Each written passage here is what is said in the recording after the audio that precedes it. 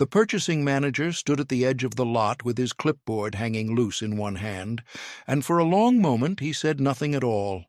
He had driven 40 minutes out of the city expecting to find a scrap operation, a junk pile, a woman he could quietly inform, in the polite language of corporate letters, that the arrangement was ending. Instead, he was looking at a low building the color of wheat, at rows of finished furniture stacked under a metal awning, at a sign painted by hand that read, Hollow Creek Timber Works. And behind it, feeding all of it, was a mountain of what his own company had thrown away for 11 years. He looked at the mountain, he looked at the furniture, he looked at the woman walking toward him wiping sawdust off her palms, and he could not, for the life of him, make the two things fit together in his head. If you have ever been handed something the world called worthless and been told, kindly or cruelly, that you were wasting your time on it, then stay with me, because this story is for you. Take a second right now and subscribe, because what this woman did with a pile of broken wood is the kind of thing you will want to remember the next time someone tells you your idea is garbage. And, before we go on, tell me in the comments where you are watching from. I would genuinely like to know who is out there tonight, because to understand why that purchasing manager stood frozen at the edge of a gravel lot, unable to speak, you have to go back, all the way back, to the spring of 2009, when Delphine Marchetti had nothing but a truck with a bad transmission, a daughter who needed shoes, and a job that was about to end. She was 34 that year, and she had spent the last 9 of them on the line at a place called Corveau Appliance, a factory that built refrigerators on the flat outskirts of a town most maps did not bother to name. Her station was near the shipping dock, and her hands knew the work so well she could do it half asleep, which was often how she did it, because sleep was in short supply. Her husband had left 2 winters before, taking the good car and leaving the payments. Her mother had died the spring after that, leaving Delphine the small house on the county road and the mortgage that came stapled to it, and her daughter Josette was 6, all elbows and questions, and growing out of everything faster than money came in. Delphine was not a woman who complained. Complaining, her mother used to say, is just noise you make instead of thinking. So Delphine thought. She thought a great deal, and mostly she thought about the pallets. Every refrigerator that left Corveau Appliance left on a wooden pallet, and every part that came in on one too, and the factory went through them by the thousands. Oak and pine and poplar, hammered together fast and cheap, meant to survive one journey and be forgotten. When a pallet cracked, when a forklift punched a hole through it, when a board split under the weight of a compressor, it went into the pile out back. The broken pile. The dead pile. Twice a month the hauling company sent a truck to take it all to the landfill, and the factory paid for the privilege, because that is what waste costs. It costs to make it, and it costs to make it go away. Nobody at Corveau looked at that pile as anything but a bill. Nobody except Delphine, who ate her lunch on an overturned bucket beside the loading door, in the shade of the building, watching the wood catch the afternoon light.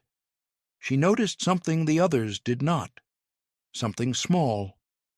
She noticed the wood was warm, not warm from the sun, though it was that too. Warm in the way old growth is warm, the way certain boards hold a color you cannot buy anymore. One afternoon in that spring of 2009, a stringer board had fallen off the pile and landed near her feet, and she picked it up without thinking, the way you pick up anything that lands near you. It was oak. Filthy, gray, stamped with a shipping code, one end shattered where a nail had blown out, but she ran her thumb along the broken face where the grain showed clean, and underneath all the grime and the abuse was wood with a tight, close ring pattern, the kind that comes from trees that grew slow and hard.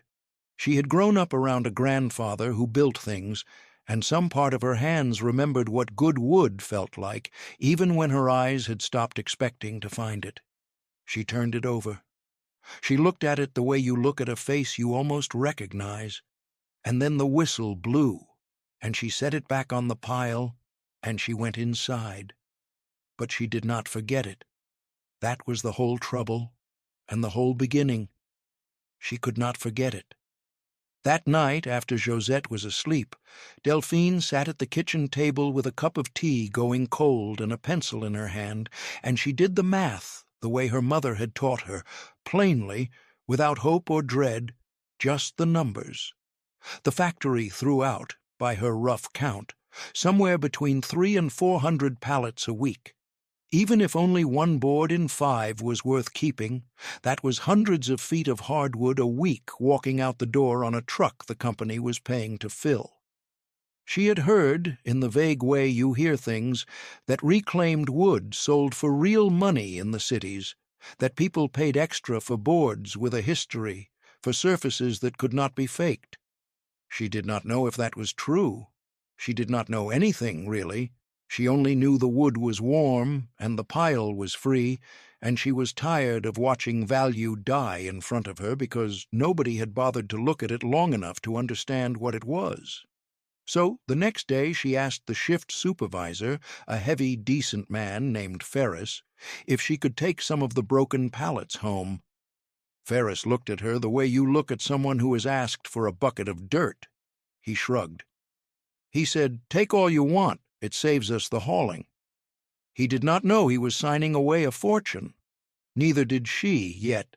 She just backed her bad transmission truck up to the pile after her shift and loaded it until the springs sagged, and she drove home slow in the dark, 10 miles an hour under the limit, wood shifting behind her, headlights carving a narrow tunnel through the county road, and something in her chest that she had not felt in a long time. Not hope, exactly. Attention. The feeling of a mind that has found something to hold. The first year was almost entirely failure, and it is important to say that plainly, because the stories people tell about beginnings usually skip this part. Delphine did not know how to reclaim wood. She knew it was in there, buried under nails and grime and cracked ends, but knowing a thing exists and knowing how to free it are separated by a long, humbling distance, and she crossed that distance one splinter at a time. The first problem was the nails. Pallet nails are not ordinary nails. They are barbed, ring-shanked, driven by pneumatic guns to grip and never let go, and when you try to pull them, the wood tears out around them in ugly chunks. She ruined more boards than she saved that first summer, standing in the gravel behind the house with a cat's paw and a hammer, sweating through her shirt, and each split board landed at her feet like a small verdict. She learned, slowly, that you do not pull the nail out the way it went in. You punch it through from the back, or you cut the board free on either side of the fastener and lose an inch to save the rest. She learned that oak, once it has dried gray on a landfill-bound pile, is hard as a skillet and will chew through a cheap saw blade in an afternoon. She learned that a board that looks dead can hold a foot of gorgeous grain under a 1/16 of an inch of surface gray, and that a board that looks fine can be rotten to the core where the moisture sat. She learned by ruining things. It is the only way anyone learns anything worth knowing. Josette used to come out and sit on the back step while her mother worked, and sometimes she would ask what the wood was going to be, and for a long time Delphine did not have an answer. It was not going to be anything yet. It was just going to be clean.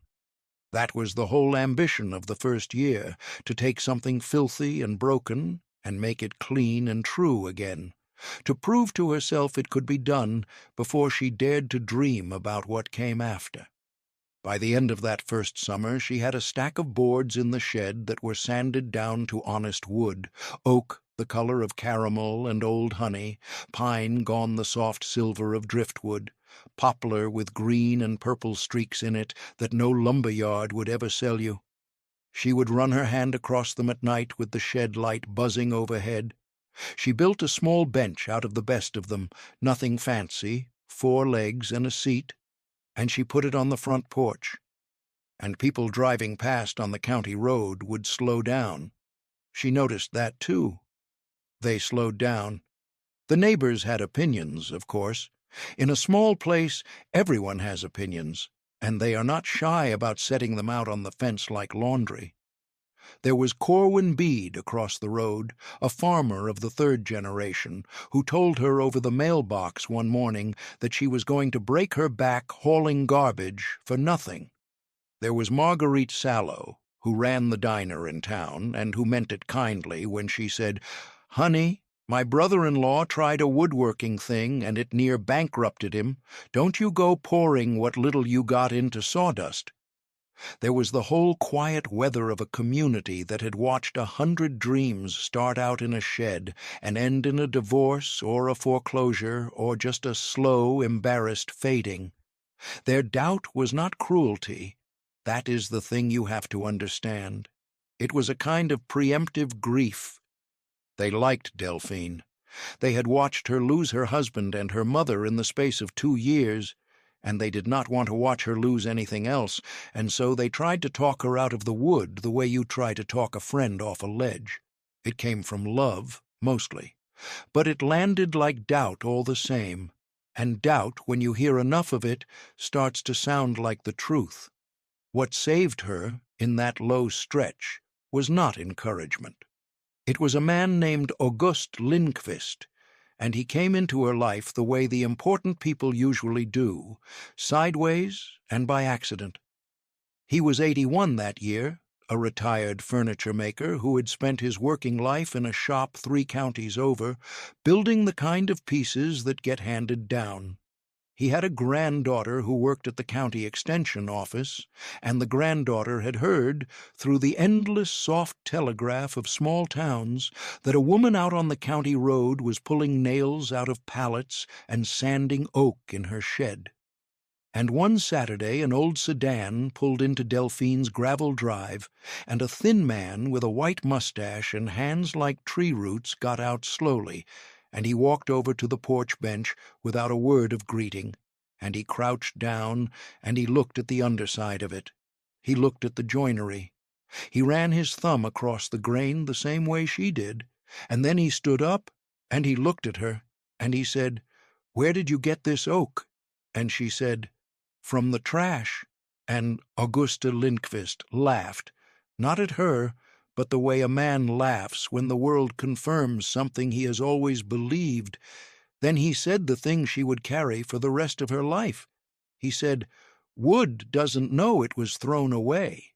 It only knows how it grew." He came back the next Saturday and the one after that, and it became a thing, an unspoken standing appointment. He never charged her a cent, and he never gave her a compliment she had not earned, which is its own kind of gift. He taught her the things you cannot learn by ruining boards, or can learn only very slowly that way. He taught her to read moisture in a board by its weight and its smell, so she stopped wasting weeks on wood that would warp the moment she cut it. He taught her about kiln drying and air drying, why you sticker boards in a stack with little spacers between them so the air moves through and the wood dries even, so it does not cup and twist and betray you after all your work. He taught her to see the difference between white oak and red oak by the rays in the grain, and why white oak, with its cells sealed up tight, was worth more, and why the factory's pallets, built for weight and abuse, were full of it. He taught her the joints, mortise and tenon, where one piece slots into a hole cut in another, and the whole thing holds by geometry and not by glue. Dovetails, those interlocking fingers at the corners of a good drawer, cut by hand so they hold under 100 years of pulling. He was patient the way only a man near the end of his life can be patient, and he told her, more than once, that she had something you cannot teach, which was the willingness to look at a thing longer than anyone else would. Talent is common, he told her. Attention is rare. That is the whole secret, if there is one. By 2012, the shed had become a workshop. Not a good one, not yet, but a real one with a decent bandsaw she had bought used and paid off in installments, a planer that groaned but ran, and a system. That was the real change, the system. Delphine had turned the chaos of the pile into a process. She drove to the factory twice a week now, with Ferris's blessing, and loaded the broken pallets that would otherwise cost Corveau money to bury. She broke them down in the yard, sorting as she went, oak here, pine there, the poplar and the odd bits of ash and maple in their own bins. She had a station for denailing and a station for cutting, and a stack, always, of boards stickered and drying under the awning she had built herself out of, naturally reclaimed lumber. She had learned to see a finished piece inside a broken pallet the way a sculptor sees a figure in a block of stone. And she had begun quietly to sell. Not much at first. A cutting board here, a small table there, sold at the county farmers' market on Saturday mornings, where Josette, now 9, made change and told customers, with the fierce pride of a child, that her mother made everything out of trash. People would touch the wood and go still. There is something that happens when a person's hand meets a surface with real history in it, some old animal recognition, and Delphine watched it happen at her market table 100 times. They did not always buy, but they always slowed down. They always went quiet, and she was learning that quiet was a kind of yes that had not made up its mind yet. The turning came in the winter of 2013, and it came, as these things do, disguised as bad news. A designer from the city, a woman named Priya Anand, who furnished restaurants and boutique hotels for a living, had bought a small side table from Delphine's market stall in the fall, almost on a whim, drawn by the streaked poplar top. She had taken it home to the city and put it in her own apartment, and over the winter 3 separate clients had asked her where it came from. In February she drove out to the county road herself, and she stood in Delphine's cold workshop with her breath fogging, and she looked at the drying stacks and the bins of sorted wood and the row of finished pieces, and she asked a question that changed everything. She asked whether Delphine could make 40 of them. 40 tables for a restaurant opening in the spring. And Delphine, who had never made more than 4 of anything in a month, stood in the sawdust and did the math in her head the way her mother taught her, plainly, and she said yes before she knew if it was true, because sometimes you have to say yes to the thing before you know how, or you will spend your whole life saying no to the person you could have been. That night she called Augusta Lindqvist and told him. There was a long silence on the line. Then he said, "Well, you had better hire somebody." And she laughed, and it was the first time in a long time that a laugh had come out of her without effort. She hired 2 people that spring. A young man named Tobias Reyes, who had dropped out of the trade school for lack of money and had hands that learned fast, and a woman named Inez Okafor, recently laid off from a sewing plant, who turned out to have a genius for finish work, for the last careful coats of oil that make wood look lit from within. The 3 of them filled the 40-table order in 9 weeks, working out of the shed and a rented equipment trailer, and they delivered it themselves in a borrowed box truck, and when Priya Anand's restaurant opened in the city, the tables were the thing people wrote about. Reclaimed factory hardwood, the reviews said, each one different, each one carrying the marks of its first life. There was a story in every table, the writers said, and people paid for the story as much as the table. Word moved the way it moves, restaurant to restaurant, designer to designer, and by the end of 2014, Delphine had a real business with a real name painted on a real sign, Hollow Creek Timber Works, and a lease on the low wheat-colored building near the highway with the metal awning out back. She kept the arrangement with the factory. Twice a week, Sometimes 3 times now, she hauled away the broken pallets Corveau paid to throw out. The neighbors had stopped predicting her failure. Corwin Bede, across the road, had commissioned a dining table for his daughter's wedding and paid full price and told everyone in the diner that Delphine Marchetti was the hardest working person he had ever met, as though he had thought so all along. She should have been safe then. That is what a fair world would have arranged. But the world is not fair, it is only occasionally just, and the two are easy to confuse. What she did not know, in that good stretch, was that her entire supply, the free river of hardwood that fed everything, ran through a single valve she did not control. She did not own the pallets. She did not have a contract.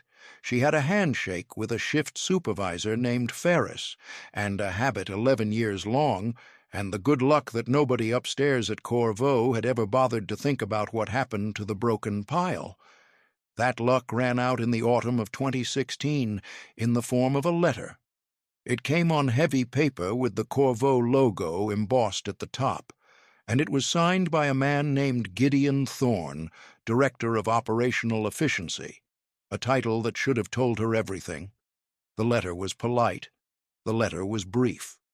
It informed her that Corveau Appliance had entered into a comprehensive waste recovery agreement with a national reclamation firm, that all discarded materials, including wood pallets, were now the contractual property of that firm, effective the 1st of the coming month, and that all informal removal arrangements were, as of that date, terminated. There was a phone number if she had questions. She had questions. She had nothing but questions. She sat at the same kitchen table where she had done the first math 7 years before, and she read the letter 4 times, and the cold came into her the way it does when the ground shifts under something you thought was solid. Without the pallets there was no wood. Without the wood there was no business. She had 2 employees now, and Inez had a daughter, and Tobias was finally in a place where the trade school might take him back part-time. She had orders on the books stretching into the next summer, contracts she had signed, tables promised to people who were counting on her. And the material to make all of it was about to become the legal property of a company that would grind it into mulch and sell it back to garden centers by the bag. She called the phone number the next morning. A pleasant person took a message. Nobody called back. She called again and again, and on the 4th try, she reached a receptionist who put her through to a voicemail that belonged to Gideon Thorne, and she left a careful message explaining who she was and what she did, and she waited. She waited a week. She waited 2. She kept working because there was nothing else to do, drawing down the wood she had stockpiled under the awning, watching the drying stacks shrink faster than she could replace them, doing the terrible new math where every board she cut was a board she could not get again. Augusta Lindqvist was 90 by then, and frail, and he did not come out to the shop any more, but she drove to his little house one gray afternoon and sat with him and told him. He listened the way he always had, without interrupting, his root hands folded in his lap, and when she was done he was quiet for a long time, long enough that she thought he might have drifted off. Then he said, "They don't understand what they have. That is your whole life, girl. Nobody ever understands what they have. It is only worth what somebody knows how to see." He told her to go and make them see it. She said they would not even return her call, and Augusta smiled, the small, dry smile of a man who had watched the world for 90 years, and he said, "Then don't call. Show them. A phone can hang up on you. A room full of your own work cannot." So she stopped calling. She wrote instead. A single letter on plain paper, no logo, addressed to Gideon Thorne, and in it she did not plead, and she did not argue. She simply invited him. She wrote that his company had been paying to bury something valuable for 11 years, that she had built a business proving it, and that before he finalized anything, she would like the chance to show him what he was throwing away. She included a photograph of a dining table, oak the color of dark honey, and a single line beneath it. "This was one of your pallets." Then she mailed it and went back to work, and did not expect anything, because hoping had never once made a truck arrive. But a truck did arrive. On a Tuesday in the November of 2016, a gray sedan with a rental sticker on the windshield came up the highway and turned onto the gravel lot of Hollow Creek Timber Works, and a man in a good coat got out with a clipboard hanging loose in one hand, and that is where this story began, with Gideon Thorne standing at the edge of the lot, unable to make two things fit inside his head. He had come, if we are honest, to say no in person. That is what directors of operational efficiency do. They tie off loose ends. He had a reclamation contract worth a number that made Delphine's whole operation look like a rounding error, and he had driven out expecting to find a sad little junk shop he could feel briefly bad about before doing the sensible thing. Instead, he was looking at the mountain, and the furniture, and the woman crossing the gravel toward him, wiping sawdust off her palms, unhurried, the way a person walks when they have stopped being afraid of the outcome. She did not shake his hand right away. She said, "Come and look," and she turned and walked, and he followed her, because there was nothing else to do, and something in her stillness made refusing feel foolish. She walked him past the broken pile first, deliberately, and she picked up a gray, cracked, filthy stringer board off the top of it, the shattered end, the shipping stamp, the barbed nails, and she put it in his hands. Then she walked him 20 feet to the awning where a finished table stood, and she watched him understand that they were the same thing. She walked him through the whole life of the wood, the sorting and the denailing, the stickered stacks breathing in the November air, the white oak she pointed out by the raise in its grain, the difference sealed cells make, the reason his own company's pallets happened to be built out of exactly the hardwood people in the city paid a premium to touch. She did not oversell it. She named the numbers plainly. How many pallets Corveau buried a week, what it cost them to bury it, what she paid to haul it away for free, which was nothing, which was the whole absurdity of it. She let the arithmetic do the talking, because arithmetic, her mother had taught her, does not need to raise its voice. And then she stopped, in the middle of the shop, in the smell of oil and cut oak, and she let him stand in the quiet. She did not say anything else. She did not need to. Gideon Thorne stood there for a long time. He looked at the board in one hand and the clipboard in the other, and something happened in his face that does not happen often to a man with that job title. He set the clipboard down on the table. That was all. He just set it down as though it had become too heavy to keep holding. Then he asked her a question, and it was not the question of a man ending an arrangement. He asked how much wood she could actually use. And Delphine, who had learned long ago to say yes before she knew how, told him the truth, which was more than she was getting, much more, because she had orders she could not fill, and the whole limit on her business had never been the market or the labor. It had been the wood. Thorne was quiet again. Then he said the reclamation contract was national and could not be undone. But he said the firm they had signed with was buying waste by the ton to mulch it, and paying almost nothing for hardwood specifically because nobody at the firm had bothered to sort it, and that if there was a business standing right here that could take the wood at the factory door before it ever went to the mulcher and pay even a little for it, that was not a loss to anyone. That was a margin. He used that word. A margin. He said he thought they could carve out an exception, a clean one, on paper this time. He said he would need to make some calls. He made the calls. It took him 3 months, and in those 3 months Delphine did not know, most days, whether she would have a business by spring, and she kept working anyway, on the dwindling wood, because working was the only prayer she knew how to say. But in February of 2017, a new letter came on the heavy embossed paper, and this one contained a contract. A real one, with her name on it, Delphine Marchetti, Hollow Creek Timber Works, granting her first right to all hardwood pallets discarded by Corvo Appliance at a price so low it was almost a formality, in exchange for hauling them and keeping the tonnage out of the reclamation firm's mulch stream, which the firm, it turned out, was glad to be rid of. It was not charity. That is the part she was proudest of. Nobody gave her anything. She had simply been the only person for 11 years who understood what the pile was worth, and in the end, the numbers she had seen on her kitchen table in 2009 were the numbers that saved her, because they had been true the whole time. They were still true. They had only been waiting for someone else to finally look. Augusta Lindqvist lived long enough to hold that contract in his root hands and read it through his reading glasses, slowly, twice. He did not say anything grand.